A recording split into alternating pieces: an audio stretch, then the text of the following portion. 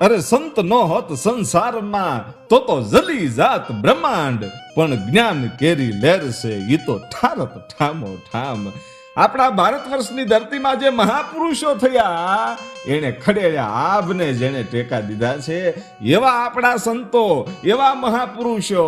અને એમાંનો એક મહાપુરુષ જેની મારે વાત કરવી છે, સંત ગૌકર્ણ. એ સંત ગૌકર્ણની આપણે વાત કરવી છે કે જેણે ગાયના પેટમાંથી એને જન્મ લીધો માણસ તરીકે. નહીતર ગાય છે એ તો વાછરૂને જન્મ આપે, પણ આ ગાયે એમ કહેવાય છે કે એક માણસના બાળકને જન્મ આપ્યો હતો. તો એનો જન્મ ગાયના ઉદરમાંથી કેમ થયો અને એના શું એવા પરાક્રમો છે કે આજે એના ઇતિહાસની આપણે વાતો કરવી પડે છે.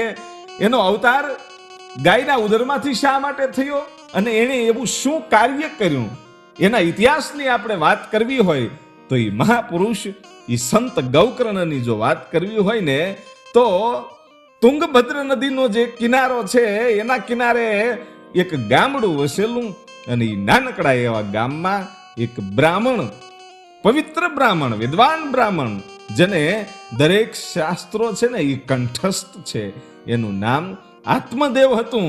અને એમના પત્ની એનું નામ ધૂંધળી હતું. પણ બંનેમાં બહુ ફરક હતો.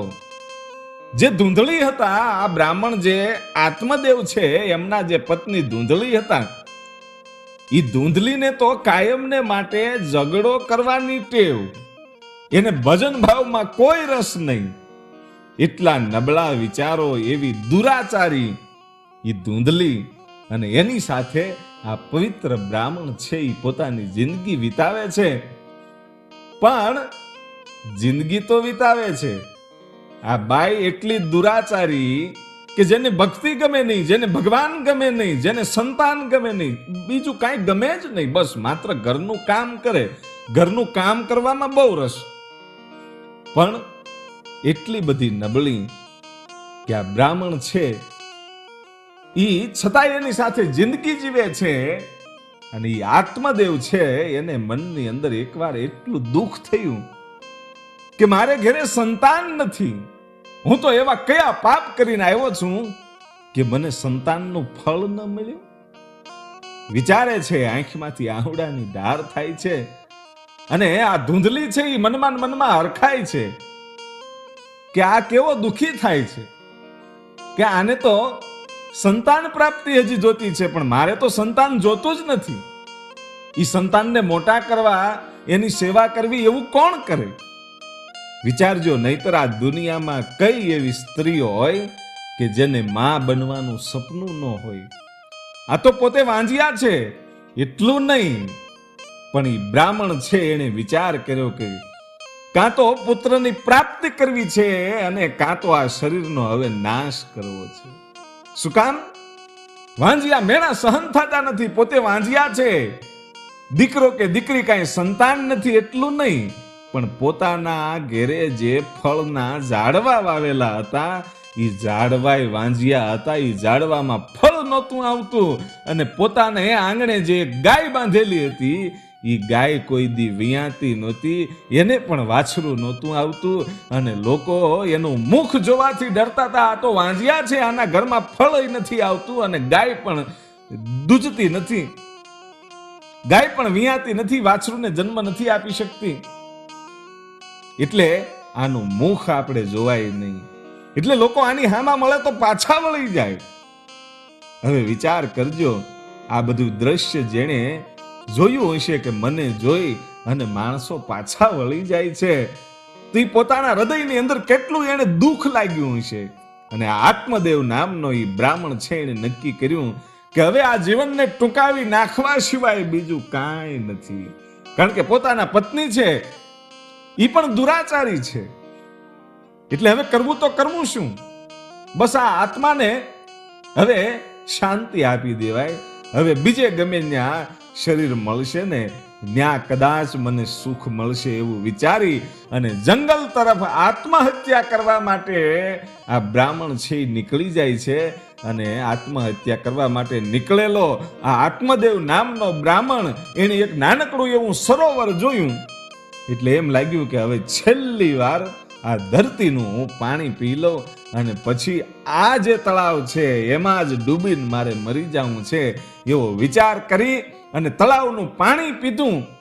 અને પાણી પી અને જ્યારે ઊભો થાય છે ત્યારે એક મહાન સંત, એક યોગી, એ દિવ્ય સંતના જેને દર્શન થયા અને એમ લાગ્યું કે આ સંતની અંદર કંઈક તાકાત છે. સંત નો હોત સંસારમાં તો જલી જાત બ્રહ્માંડ. ભાઈ ઈ સાધુને જોઈ અને આ બ્રાહ્મણ છે ઈ લાકડી પડે એમ દંડવત પ્રણામ કરવા માટે પડી ગયો અને કીધું કે બાપુ હવે ઉદ્ધાર કરો.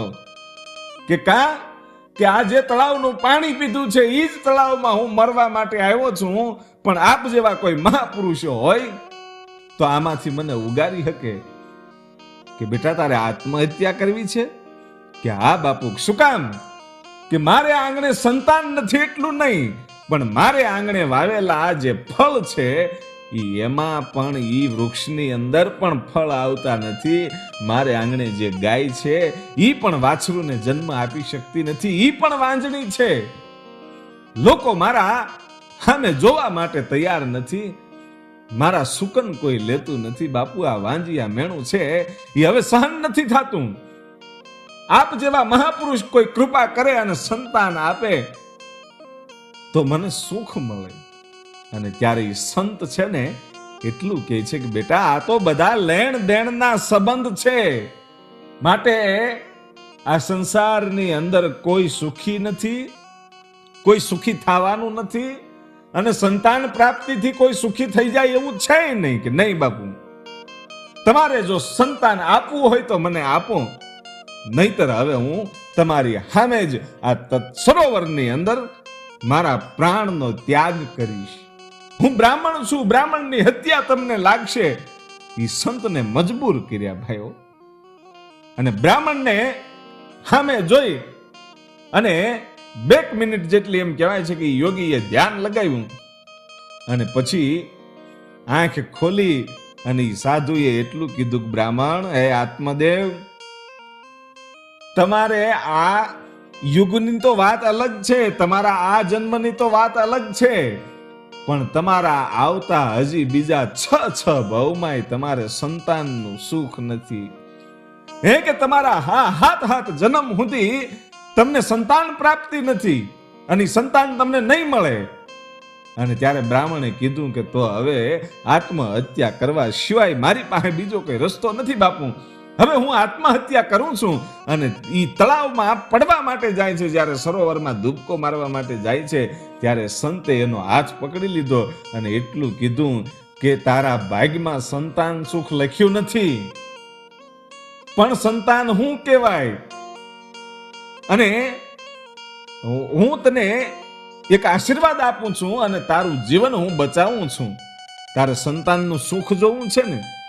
કે હા, કે આ શેર માટીની જે ખોટ છે, વાંજિયા મેણું છે એ ભાંગો તો હું મરતો બચી જાઉં અને મને સંતાનનું સુખ મળે. અને ત્યારે સાધુએ કીધું કે તારે સંતાન જ જોઈએ છે ને? કે હા. કે લે આ તને હું ફળ આપું છું અને આ ફળ લઈ જા અને તારા પત્નીને ખવડાવી દેજે. એ 9 મહિને દૂધ જેવા દીકરાનો જન્મ થશે. એ જ્ઞાની હશે, પરમ જ્ઞાની હશે, તારા જેવો વિદ્વાન હશે. કે કાંઈ વાંધો નહીં. પણ આ સંતને ખબર હતી કે આગળ શું ઘટના બનવાની છે અને આને સંતાનનું સુખ કેવું પ્રાપ્ત થવાનું છે એ આ સાધુને તો બધી ખબર હતી. એ ફળ આપી દીધું અને આત્મદેવ નામનો બ્રાહ્મણ છે એ ફળ લઈ અને પોતાની ઘેરે આવ્યો. ખૂબ આનંદિત થઈ ગયો અને પોતાના પત્નીને એ પ્રેમથી કહેવા લાગ્યો કે લ્યો આ ફળ એક મહાયોગીએ આપ્યું છે, એ સંતે આપ્યું છે, આ ફળ તમે ખાઈ લેજો, આપણને પુત્રની પ્રાપ્તિ થશે. એ ફળ આપી અને બ્રાહ્મણ તો નીકળી ગયા, પણ એના પત્ની જે ધૂંધલી છે એ તો દુરાચારી હતા. એણે વિચાર કર્યો કે આ કદાચ હું ફળ ખાવ અને સાધુના શબ્દો હાચા પડે ને મારે ઘેરે સંતાન થાય, મારા પેટમાં ગર્ભ રહે તો તકલીફ વાળું. હવે ગામમાં કોઈ લૂંટારા આવ્યા હોય ને પેટમાં ગર્ભ હોય તો એ આપણને મારી જ નાખે ને. આપણે ભાગવું હોય તો ભાગી ન શકીએ પેટમાં ગર્ભ હોય એટલે. જોજો આને કેવા વિચાર આવે છે અંદરથી કે હું ગર્ભવતી હોય એટલે તો મારામાં અણશક્તિ આવી જાય, હું ચાલી ન શકું, 9 મહિના સુધી માંદગીમાં રહેવાનું. તો આ બધું ઘરનું કામ કરે કોણ? હવે આવા બધા એને વિચાર આવે છે. એને એવો વિચાર નથી આવતો કે હું માં બનીશ, કોઈ સંતાન છે એ મને માં કહેશે. એની અંદર એવો વિચાર આવતો જ નથી, કારણ કે એને ક્યારેય પ્રભુનું સ્મરણ નથી કર્યું, ક્યારેય ઈશ્વરને તો શું કોઈ પ્રાણીને પણ એને પ્રેમ નથી કર્યો. જેની અંદર પ્રેમ નામનું કોઈ તત્વ નથી, એને માં બનવાનું સુખ શું ખબર હોય. માટે એવો વિચાર કરે છે કે પેટમાં જો ગર્ભ રહે તો કાયમને માટે માંદગી આવે, માંદું પડવાનું, હેરાન થવાનું. એ 9 મહિના સુધી એ સંતાનનો પોતાના પેટમાં વજન ઉપાડવાનો ઈ કોણ કરે? અને ઈ કદાચ સંતાનનો જન્મ થઈ જાય પછી એને મોટા કરવાના અને ઈ પછી આપણને હેરાન કરે તો? એવા અગાઉના વિચાર કરી અને નક્કી કર્યું કે ગમે એમ થાય આ ફળને ખાવું નથી, પણ ઈશ્વરને કરવું હોય છે ને. એ જ વખતે જે આ ધૂંધલી છે એની બેન આવી ત્યાં, અને ધૂંધલીને એને આ ફળ વિશે વાત કરી. ધૂંધલીએ પોતાની બેનને વાત કરી આ ફળ વિશે કે કોઈ સાધુએ આવું ફળ આપ્યું છે અને મારે આ ફળ ખાવું નથી, અને જો નહીં ખાવ તો મારા પતિ શું વિચારશે, એટલે આનું કરવું શું?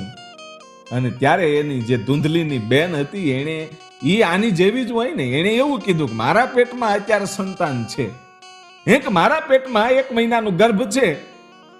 હવે એવું કર કે મારે ઘરે જે સંતાનનો જન્મ થાય એ હું તને આપી દઈશ, તું મને થોડુંક ધન આપી દેજે. કારણ કે આની પાસે ધન તો ઘણું હતું અને ઓલી ધનની ભૂખી હતી.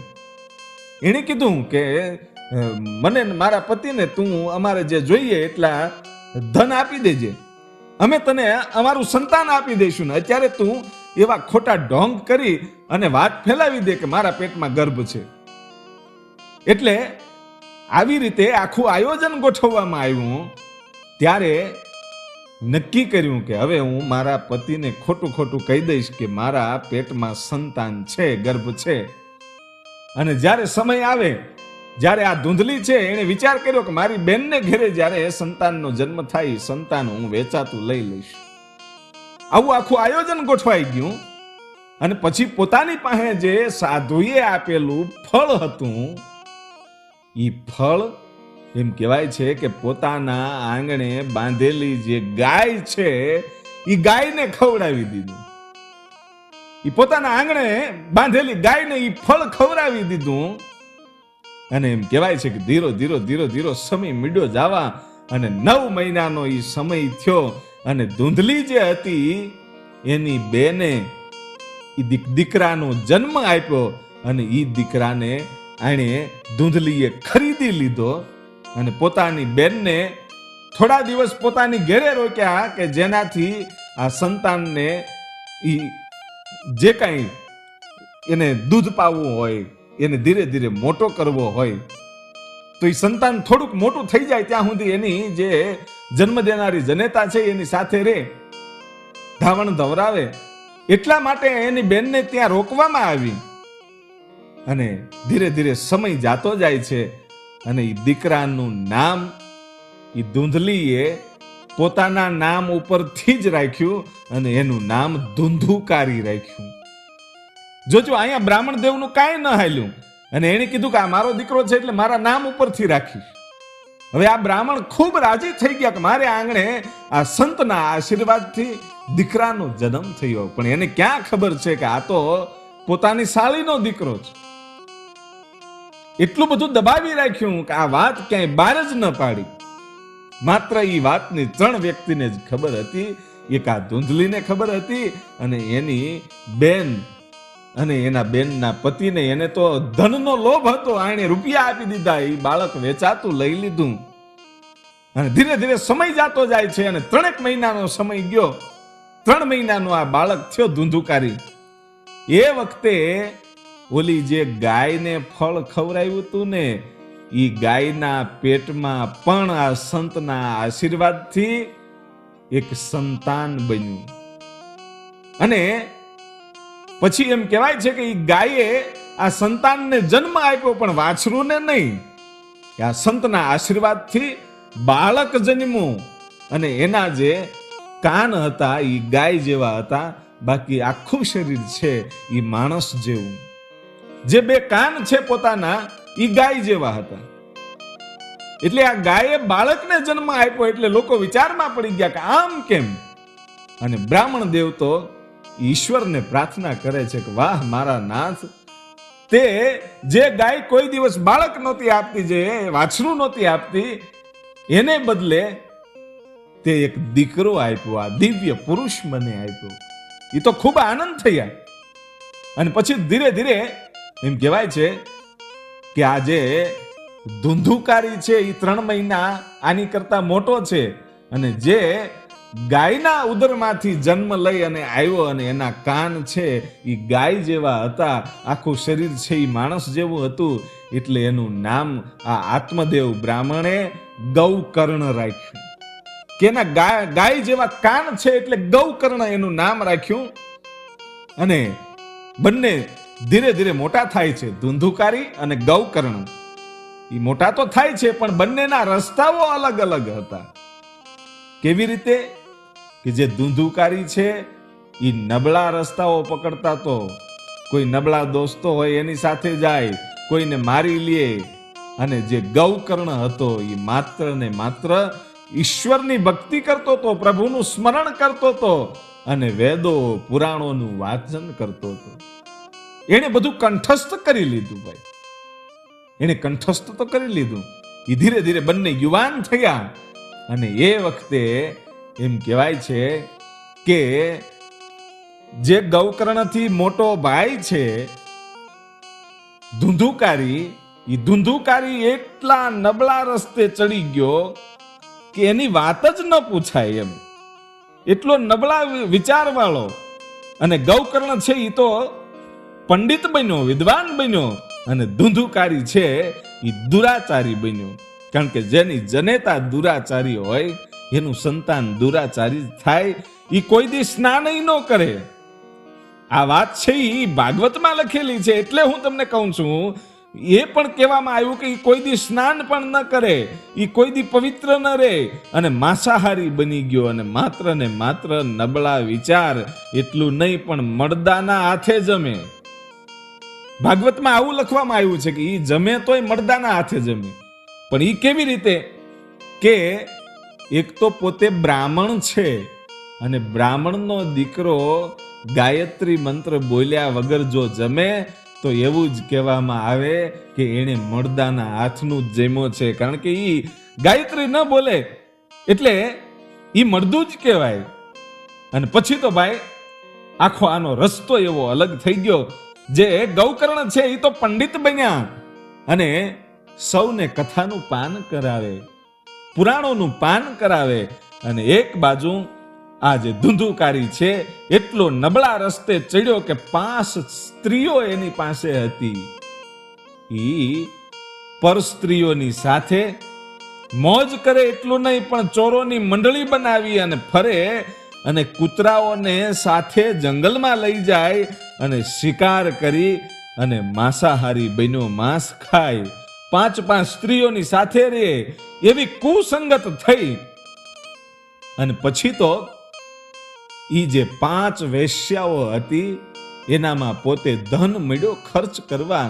એવો ગાંડો બન્યો, જુગારી બન્યો, ચોર બન્યો, લૂંટારો બન્યો, માંસાહારી બન્યો, નશા એટલા બધા કરે. એક પણ ગુણ એની અંદર સારો હતો નહીં. અને ધૂંધુકારી એમ કહેવાય છે કે જેટલું પણ ઘરમાં ધન હતું એ આ 5 સ્ત્રીઓની પાસે વાપરી નાખ્યા પછી ઘરમાં કાંઈ રહ્યું નહીં. ગરીબાઈ આવી અને આત્મદેવ છે એ ખૂબ દુઃખી થાય છે કે પોતાનો દીકરો આવો દુરાચારી થયો. આ સંતે મને આશીર્વાદ આપ્યા હતા, એની બદલે મારે આજ આવું જોવું પડ્યું. દીકરો બાપને હેરાન પણ એટલો કરે અને ત્યારે એને ઈ યોગીને એવું કીધું હતું કે મારે સંતાનનું સુખ જોઈએ છે, કારણ કે સંતાન વગર આ દુનિયામાં માણસને જીવવાનો કાંઈ અધિકાર નથી, કારણ કે આ મેણા સહન થતા નથી. એ સાધુને એવું કીધું હતું. પણ આજ ઈ જ માણસ, ઈ જ બ્રાહ્મણ આત્મદેવ પ્રભુને પ્રાર્થના કરીને એટલું કહે છે કે આના કરતા મને વાંજીયો રાખ્યો હોત તો સારું હતું. આ સંતાન આપ્યું એની કરતા મને વાંજીયો રાખ્યો હોત તો સારું હતું. બાપ ઈનો ઈ માણા આજ ભગવાનને એવી પ્રાર્થના કરે છે. અને પછી એટલા બધા દુઃખી થયા ત્યારે ઈ જે ગૌકર્ણ છે ઈ આ આત્મદેવની પાસે આવી અને એટલું કહે છે કે બાપુ તમે દુઃખી ન થાઓ, કારણ કે આ સંસારની અંદર કોઈ સુખી નથી. જોજો, આ તો જ્ઞાની પુરુષ છે, ગૌકર્ણ છે. બહુ સાચી વાત કરી કે સંસારમાં કોઈ સુખી નથી, ચક્રવર્તી રાજા પણ સુખી નથી. અને ત્યારે આત્મદેવ કહે છે કે તો આ દુનિયાની અંદર સુખી છે કોણ? અને ત્યારે ગૌકર્ણએ એટલું કીધું કે આ દુનિયામાં જે વિરક્ત છે ને ઈ સુખી છે. વિરક્ત એટલે શું? કે જેને લોહીની સાથે પણ સંબંધો નથી રાખ્યા, લોહીના સંબંધો પણ જેને છોડી દીધા છે એવા સંતો સુખી છે. અને જેને આ દુનિયાની કોઈ પરવા નથી, જેને કોઈની સાથે સંબંધ નથી, કોઈની સાથે પ્રેમ નથી. હું ને તમે જે છીએ એ તો લેણ દેણના સંબંધો છે. આ તો સ્વાર્થનો પ્રેમ છે કે હું તમારો દીકરો, તમે મારા બાપ, ભાઈ, બેન, જે કાંઈ પ્રેમ છે ને એ તો સ્વાર્થ છે. પણ માત્ર ને માત્ર જેણે ઈશ્વરને પ્રેમ કર્યો છે અને નિસ્વાર્થ પ્રેમ કર્યો છે ને ઈ જ આ દુનિયાની અંદર સુખી છે, બાકી બીજું કોઈ સુખી નથી. અને પોતાના જીવનનું મૂલ્ય પોતાને સમજાણા પછી આત્મદેવ છે એ જંગલમાં વયા જાય છે અને માત્ર ને માત્ર ઈશ્વરને પ્રેમ કર્યો, બાકી બધા જ સંબંધો તોડી અને જંગલમાં જઈ અને પ્રભુનું ભજન કરતા કરતા પોતાનું જીવન છે એ પૂરું કર્યું. અને પછી જે ધૂંધુકારી છે એ તો દુરાચારી જ હતો અને પોતાની માં જે ધૂંધળી છે એની સાથે પણ એને ઝઘડાઓ કર્યા, નશા કરી. અને પછી ધૂંધળી છે ઈ પણ મૂંઝાણી, ઈ પણ બહુ દુઃખી થઈ કે આહા, આવું સંતાન એટલું બધું મને હેરાન કરે, એટલી બધી હેરાન થઈ ગઈ. હવે વિચાર કરજો, જેને કાયમને માટે ઝઘડા કર્યા વગર ગમતું નહોતું એવી સ્ત્રી એની સાથે પોતાનો જ દીકરો, જેનો પોતાની બેનનો ભાણિયો વેચાતો લીધો તો ઈ આ ધૂંધુકારી એટલો હેરાન કરે છે કે આ પોતાની ઈ માં છે ઈ પણ કંટાળી ગઈ અને ખૂબ દુઃખી થઈ અને ગામના પાદરમાં રહેલા ઈ કૂવામાં પડી અને ઈ ધૂંધલીએ એમ કહેવાય છે કે આત્મહત્યા કરી. ભાઈ, આત્મહત્યા કરી. અને પછી તો આને કે એવું કોઈ હતું નહીં. અને ગૌકર્ણએ એની પાસે બેહીને એટલું કીધું કે ભાઈ, તું જે રસ્તે ચડ્યો છો એ બહુ ખરાબ છે. હજી તારી આ જાતનું બધું અભિમાન છોડી અને પ્રભુનું સ્મરણ કરવું જોઈએ. આ બધું છોડી દે, આ દુરાચારી જે છે તારામાં એ બધી છોડી દે. અને ત્યારે ગૌકર્ણને પણ એ પોતાના ઘરમાંથી કાઢી મૂકે છે. અને ગૌકર્ણ છે એ યાત્રાએ જતા રહે છે અને પ્રભુનું ભજન કરે છે. અને આ માણસ તો સ્ત્રીઓની અંદર એટલો ફસાણો છે અને સ્ત્રીઓએ પણ આને પછી હવે ફસાયો છે. સ્ત્રીઓએ જબરદસ્ત ચોરી કરાવી આની પાસે અને ચોરી કરાવ્યા પછી ખૂબ ધન પોતાની પાસે આવ્યું આ 5 સ્ત્રીઓ પાસે. પછી એવું લાગ્યું કે આ રાજાના રજવાડા આને પકડી લેતા વાર નહીં લાગે અને આ પકડાશે તો ભેગા આપણને પણ જેલમાં નાખી દેશે, કે તો શું કરવું. કે આ ધૂંધુકારીને આપણે પાંચેય થઈને મારી નાખીએ. એટલી 5 સ્ત્રીઓએ મળી અને આ દુરાચારી, આ પાપી જે ધૂંધુકારી હતો એનું ખૂન કર્યું. એ ધૂંધુકારીને એમ કહેવાય છે કે મારી નાખ્યો. અને પછી જ્યારે ગૌકર્ણને સમાચાર મળ્યા કે મારો મોટો ભાઈ ધૂંધુકારીનું અવસાન થયું છે, ત્યારે એણે શ્રાદ્ધ કર્યું, પોતાના ભાઈનું શ્રાદ્ધ કર્યું. અને સમય જાતા એમ કહેવાય છે કે રાત્રિના સમયે સંત ગૌકર્ણજી છે, એ મહાત્મા ગૌકર્ણજી પોતાને ઘેરે આવે છે. પણ રાત્રિના સમયે શું કામ આવ્યા? કારણ કે એ વિદ્વાન હતા, પંડિત હતા, એટલે લોકો એના દર્શન કરવા માટે ટોળે ટોળા વળતા. એટલે આ ગૌકર્ણજીને એ બહુ ગમતું નહીં કે લોકો આપણને પગે લાગે, એ નહીં સારું. કારણ કે પોતાની જાતનું જરા પણ એને અભિમાન નહોતું, કારણ કે એ તો વિદ્વાન હતા. એટલે રાત્રે પોતાના ઘેરે જ્યારે આટો મારવા આવે છે ત્યારે એને એક આત્મા હોવાનું કંઈક ભાસ થાય છે કે પોતાના ઘરમાં કોઈ આત્મા ભટકે છે. એટલે આત્માને પૂછે છે કે તમે કોણ છો? જે કોઈ હોય એ જવાબ આપો, અને તમે શા માટે ભટકો છો? અને આત્મા છે કાંઈ બોલતો નથી. ત્યારે પોતાના તપ દ્વારા હાથમાં પાણીની અંજલિ લઈ અને એ આત્માની ઉપર છાટી, અને ત્યારે એ આત્મા છે એ બોલે છે ને એટલું કહે છે કે ભાઈ ગૌકર્ણ, હું તારો ભાઈ છું, ધૂંધુકારી છું, અને મારા કર્મોને લીધે હું આ પ્રેત યોનિમાં આવ્યો છું, ભટકું છું. અને ત્યારે ગૌકર્ણજી એટલું કહે છે કે હું ન માની શકું, કારણ કે મેં તારા શ્રાદ્ધ કર્યા છે, તારી બધી વિધિઓ કરી છે, છતાંય તને મોક્ષ ન મળ્યો. અને ત્યારે ઈ ગૌકર્ણને આ ધૂંધુકારી આત્મા સ્વરૂપે એટલું કહે છે કે ભાઈ તે એક જ શ્રાદ્ધ કર્યું, પણ કદાચ તું હો શ્રાદ્ધ કરીને, મારા 100 શ્રાદ્ધ કરીને, તોય મને મુક્તિ મળવાની નથી. હે કે તોય મને મુક્તિ નહીં મળે, કારણ કે મારા એવા કર્મો છે, હું મારા કર્મોને ભોગવી રહ્યો છું. માટે આ પ્રેત યોનિમાંથી મને શાંતિ મળે, મને મુક્તિ મળે, એવો કંઈક રસ્તો કરો, એવો કંઈક ઉપાય કરો. પોતાના ભાઈ ગૌકર્ણને આજ આત્માના રૂપે આ જે ધૂંધુકારી છે એ પોતાના ભાઈને પ્રાર્થના કરે છે. અને ભાઈ કહે છે કે કાંઈ વાંધો નહીં ધૂંધુકારી, તારી મુક્તિ માટે હું દરેક પ્રયત્નો કરીશ. અને હવારનો સૂરજ ઉગ્યો ભલેનો ઉગા ભાણ તિહારા લવ બામણા, હવે તો જીયણ મરણ રી માણ અમાણી રાખજે કાસપ રાવો. એવો સૂરજનારાયણ છે ઉગ્યો, એ ભગવાન સૂર્યનારાયણને અર્ઘ આપી અને સૂર્યનારાયણની સામે પ્રાર્થના કરી ભાઈ ગૌકર્ણએ કે હે સૂર્યનારાયણ, મારા ભાઈની મુક્તિ માટે મને કંઈક ઉપાય બતાવો. અને ત્યારે સૂર્યનારાયણ પ્રગટ થઈ અને કહે છે કે એને આમાંથી જો મુક્તિ આપવી હોય તો શ્રીમદ ભાગવત કથા કરો. હે કે હા, કે એનાથી એને મુક્તિ મળશે, એ આત્માને સદગતિ થશે.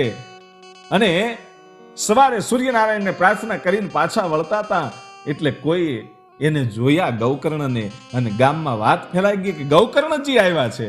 એટલે લોકો ત્યાં ટોળે ટોળા વળી અને એના દર્શન કર્યા. અને પછી ગૌકર્ણજીએ કીધું કે આપણે આપણા ગામના ચોરે શ્રીમદ ભાગવત કથા કરવી છે. અને પછી એમ કહેવાય છે કે આ ધૂંધુકારીની પાછળ એના આત્માને સદગતિ આપવા માટે ગૌકર્ણજી છે એ પોતે શ્રીમદ ભાગવત કથા કરે છે. અને પહેલા જ દિવસે જ્યારે કથા શરૂ થઈ ત્યારે એમ કહેવાય છે કે આત્મા સ્વરૂપે આ ધૂંધુકારી છે એ પણ ભાગવત કથા સાંભળવા માટે આવે છે. પણ એવો દુરાચારી આત્મા હતો એટલે એ ક્યાંય ટકી શકતો નથી. અને પછી એ સપ્તાહમાં રહેલો 7 ગાંઠનો એક વાંસ હતો, અને વાહડાની અંદર પોતે પરોવાઈ ગયો આત્મા. અને પછી ઘટના એવી બને કે આખો દિવસમાં જે કાંઈ ભાગવત સપ્તાહ થાય એ સપ્તાહ આ આત્મા પણ સાંભળે.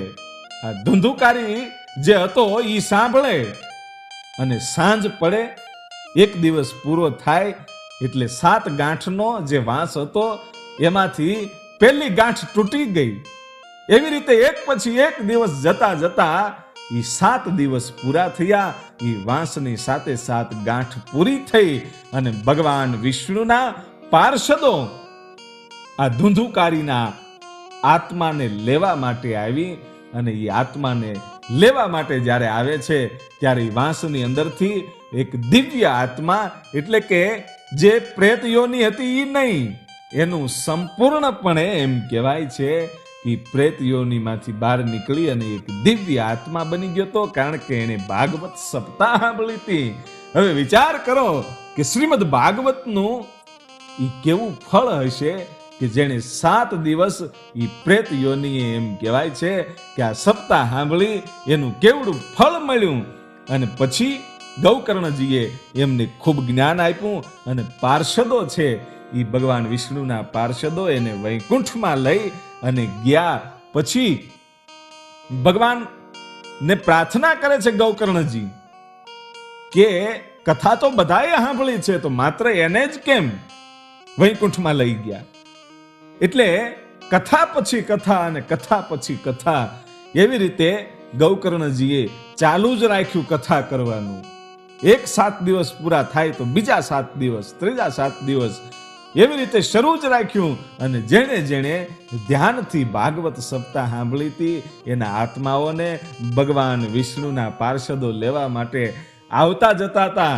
એવી રીતે આખા ગામના દરેક જે લોકો હતા અને સપ્તાહ સાંભળવા માટે આવતા હતા, એ દરેક લોકોને ભગવાન જે વિષ્ણુ છે એના પાર્ષદો આવી અને લઈ ગયા. એ દરેક લોકોને એમ કહેવાય છે કે આ સદગતિ અપાવી એટલું નહીં, પણ આસપાસમાં જે કૂતરાઓ રખડતા હતા ને એના કાને આ ભાગવતના શ્લોકો સંભળાતા હતા, એ કૂતરાઓની પણ સદગતિ થઈ. બધાયને પરમ કૃપાલુ પરમાત્માના એ દર્શન કરાવ્યા. આવા હતા આપણા ગૌકર્ણ. આવી રીતે એનો ગાયના ઉદરમાંથી જન્મ થયો હતો. આવા મહાપુરુષોને આપણે લાખ લાખ વંદન કરીએ છીએ. હવે પછી મળીએ છીએ આગળના ઇતિહાસમાં. ત્યાં સુધી આપને અને આપના પરિવારને જય માતાજી, જય જોગમાયા.